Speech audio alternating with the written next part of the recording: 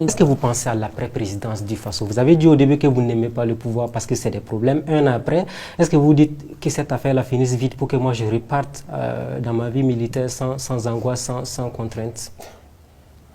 C'est comme vous l'avez dit, en venant ici, nous, on n'est pas venu dans cet objectif. Mais à présent, le peuple nous a confié une mission. Et nous avons juré de ne pas trahir le peuple. Et nous accomplissons notre mission. Ce qui va venir après, ça ne nous regarde pas. Parce que si vous pensez à votre avenir, vous ne pouvez pas gouverner nos États-là. Ça, je peux vous assurer. Si vous pensez à votre avenir, si vous avez peur, vous ne pouvez pas gouverner nos États-là. Vous voulez rester président à vie ou qu'est-ce que vous dites? Président à vie, vous pensez que c'est possible? Ah, tout Ce est n'est possible. pas le souhait de quelqu'un. Bon, c'est vrai qu'on le voit ailleurs. Hein. Vous allez vous fatiguer à un moment donné. Est-ce que vous êtes déjà fatigué? Non. Tant que moi, je vois le peuple debout, on n'est jamais fatigué. Je vous dis que c'est une vie difficile. Et voilà pourquoi j'ai dit, si vous pensez à votre vie ou bien vous pensez à l'avenir, vous savez combien de compromissions on vient pour nous faire ici? Combien de propositions? Si nous on pensait à l'avenir, peut-être qu'aujourd'hui on serait déjà des multimilliardaires. Parce qu'il y a tellement de gros contrats. On vous envoie des valises souvent?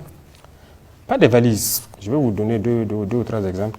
Quand vous prenez l'aéroport de Donsin, on vient vous négocier avec vous, il faut signer pour qu'on vous donne par exemple 5% sur les 30 ans.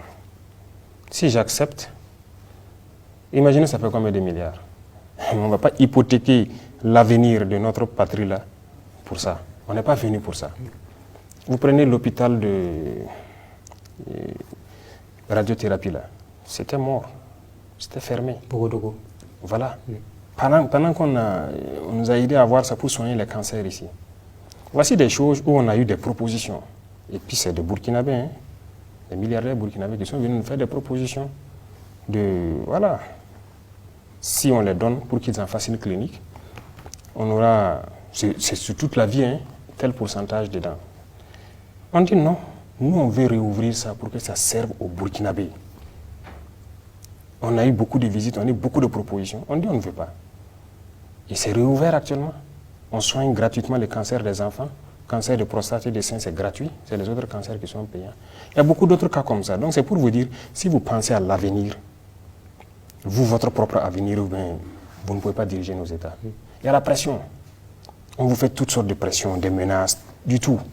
Mais nous sommes là pour le peuple. Donc vous avez des insomnies au quotidien? Insomnie? Pas d'insomnie. Parce que nous n'avons pas peur. Vous n'avez pas peur? Non. Excellence, une année après être arrivé dans le fauteuil présidentiel, d'adresser un mot à l'ensemble de la population avant qu'on ne referme donc ce temps d'échange. Le mot qu'on peut adresser, c'est remerciement. Remerciement pour la confiance placée en nous et remerciement pour la confiance placée à l'idéologie que nous sommes en train de développer.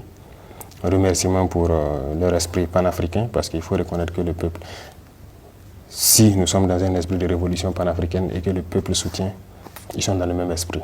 Donc nous ne pouvons que les remercier pour tout ce qu'ils font. C'est une confiance qu'on a. Sinon, on n'aurait pas lancé la PEC et puis avoir des souscriptions. On n'allait pas lancer les fonds de soutien et avoir des souscriptions. Le peuple a eu confiance en nous. On peut les rassurer que nous n'allons jamais briser cette confiance. Et on ne peut que les remercier et les demander de rester en veille et surtout de rester à l'écoute des vraies informations qui puissent provenir donc, voilà, de nous. Et parce qu'il y a souvent trop de fausses rumeurs qui peuvent amener les peuples à commettre l'irréparable très souvent. Et donc, ce qu'on peut donner comme conseil, c'est de faire attention aussi à ces réseaux sociaux et qu'on continue à se faire confiance. Lorsqu'il y a une information qui est là, on pourra le leur donner clairement et qu'on puisse avancer sereinement dans la construction de notre patrie là, voilà, avec tout le monde.